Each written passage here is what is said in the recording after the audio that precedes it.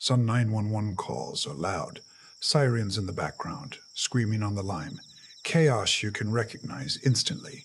But the calls that stay with police the longest are often the opposite. A woman says her own name like she's trying to prove she still exists. A teenager asks for help using words she barely understands because she has almost no experience with the outside world. And a boy gives dispatch, the make, model, and location of the van trapping him, and still isn't found in time. Tonight, we're not looking at the noisiest emergency calls ever recorded. We're looking at the ones that linger, the ones where officers arrived and stepped into scenes so surreal they replayed them for years, and the one call that became haunting for a different reason, because it came so close to becoming a rescue. By the end of this video, one thing becomes painfully clear. What haunts police isn't just what they hear on the phone, it's what's waiting when they get there, or what should have been there when they didn't. The most unsettling thing about a 911 call is that it begins before anyone on the other end knows what kind of world they're about to enter. To the dispatcher, it starts as a voice. To the officers, it starts as a location. But every once in a while, a call becomes something bigger than a routine response. It becomes the dividing line between the kind of shift an officer forgets by dinner and the kind they carry for the rest of their life. And one of the clearest examples of that started in Cleveland, with a sentence that should have been impossible. Case 1. The woman who said she'd been missing for 10 years. Picture a patrol car rolling through what feels like an ordinary day. Two officers are out on routine patrol when dispatch sends the highest priority type of assignment. A woman has called 911, identified herself as Amanda Berry, and said she had been kidnapped and missing for 10 years. According to later reporting, officers Anthony Espada and Michael Tracy looked at each other in disbelief, because this wasn't just another address. This was a name Cleveland had lived with for a decade. Amanda's call itself is frantic but focused. She identifies herself, says she's been missing for years, and pleads for police to come quickly. CBC reported that the call lasted around 100 seconds, and that the information was sent to dispatch in under 90 seconds, helping officers arrive in less than 2 minutes. That response time matters in the script, because it creates the first emotional turn. Up to this point, the audience hears what sounds like the impossible. Then suddenly, it becomes a race against minutes. When the officers pull onto Seymour Avenue, they don't just find a caller. They find a crowd at the porch, a woman holding a child, and then that strange split second where recognition and disbelief hit at the same time. One officer later said it felt mind-blowing. Another recognized Barry from years of missing person flyers. This wasn't a cold case file anymore. She was standing right there, alive. Now here's where the scene turns from shocking to unforgettable. Amanda tells them there are 2 more women inside. That changes everything. In one instant, the officers go from, "We found her," to "This house may still be holding others," and the house itself doesn't announce danger in some cinematic way. Officer Anthony Espada later described it as quiet, peaceful even.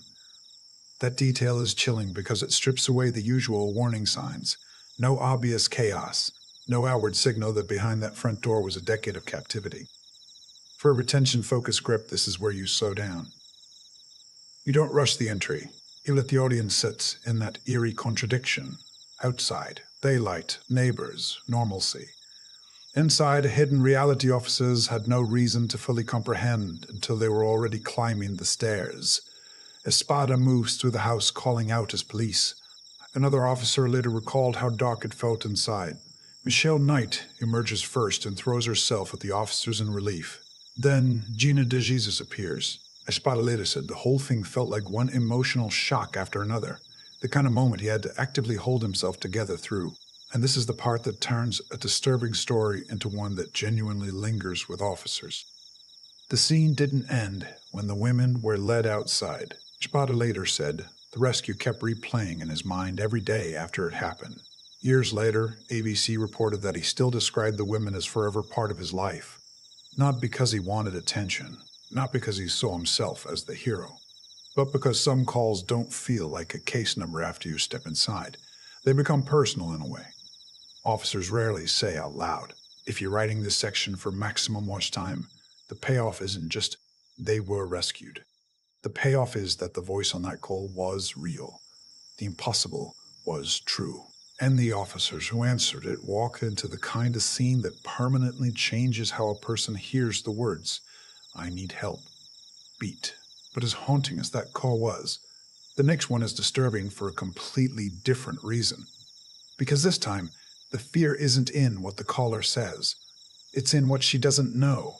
Case 2. The teenager who didn't know what medication meant. Jordan Turpin was 17 years old when she did something almost unthinkable. She stepped outside alone and called 911 to save not just herself but her siblings. And the most unsettling part of that call isn't just what she reported. It's how unfamiliar the world sounded to her while she was reporting it. According to ABC News, Jordan said her hands were shaking uncontrollably when she made the call. She told dispatch she had run away from home and that her parents were abusive. She said the children were hit, thrown, had their hair pulled, and that younger sisters were chained up inside the house.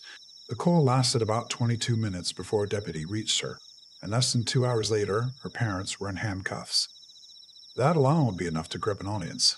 But what gives this story its emotional depth is what happened when the first deputy actually met her. Deputy Anthony Calais reportedly came in expecting a standard runaway call. That matters because it sets up the emotional reversal. In most cases like this, an officer's job is simple. Locate the child, ask a few questions, and take them home. But this was not that kind of call. When Calais asked Jordan whether she was injured, she reportedly didn't know what the word meant. When he asked if she was on medication, she didn't know that word either. Later, Jordan explained that she had never really had a conversation with a stranger before. Just stop on that for a second.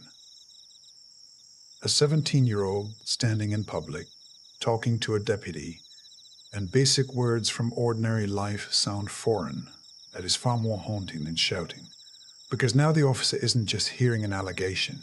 He's meeting someone whose entire relationship to the outside world has been altered. For high retention scripting, this is where you pivot from the call itself to the emotional meaning of the call. Jordan isn't just asking for help. She is, in a sense, introducing herself to the world at the same moment she's trying to escape it. And then deputies search the house. This section has to be handled carefully because the facts are disturbing without any need for graphic detail.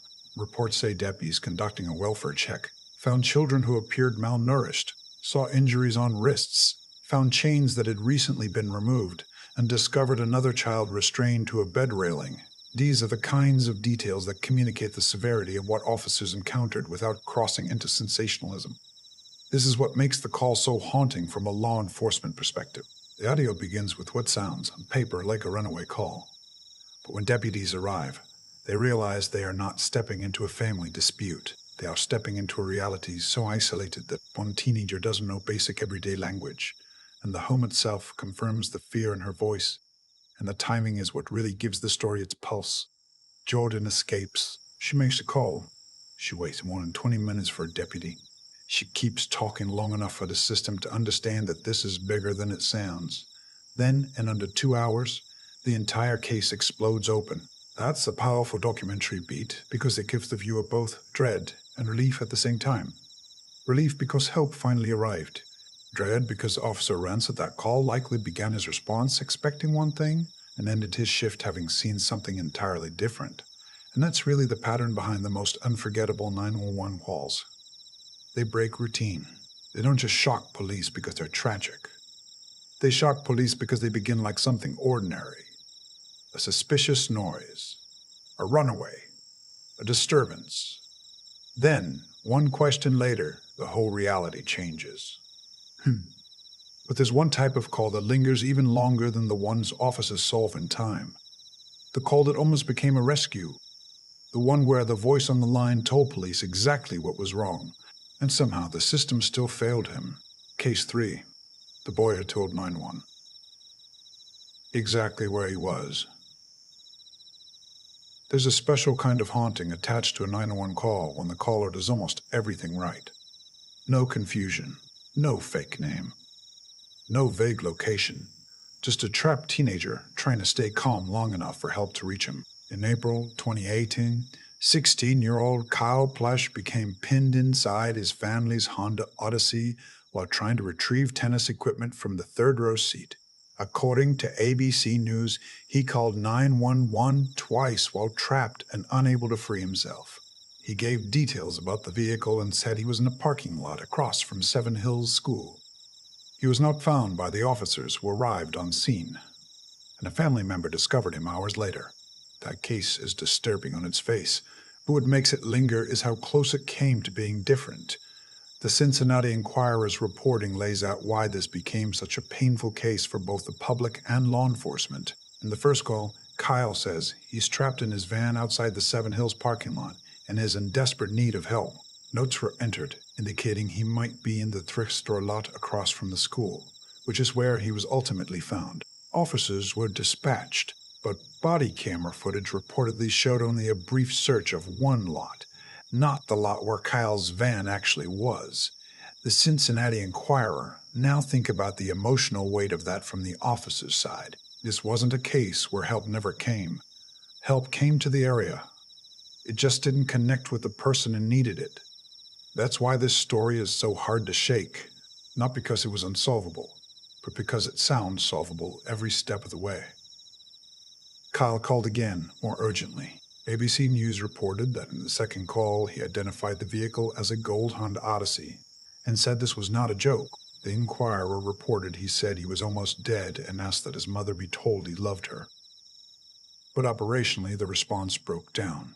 Questions emerged about what information was relayed, whether coordinates were visible in real time, how long officers actually searched, and why the search did not reach the correct lot.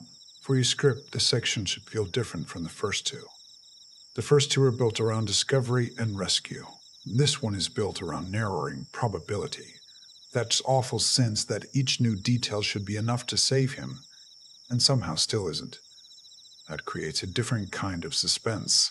Not what will officers find when they get there, but how did this still go wrong? And that question stayed big enough that it eventually led to reform efforts. ABC News reported that the later settlement included $6 million for the family, and outside recommendations aimed at staffing, morale, and technology improvements in Cincinnati's Emergency Communications Center. That reform piece matters because it changes the emotional function of the story. It's not there just to end on tragedy. It's there to show that some haunting calls don't stay with police because of what they saw. Some stay with them because of what they didn't see in time.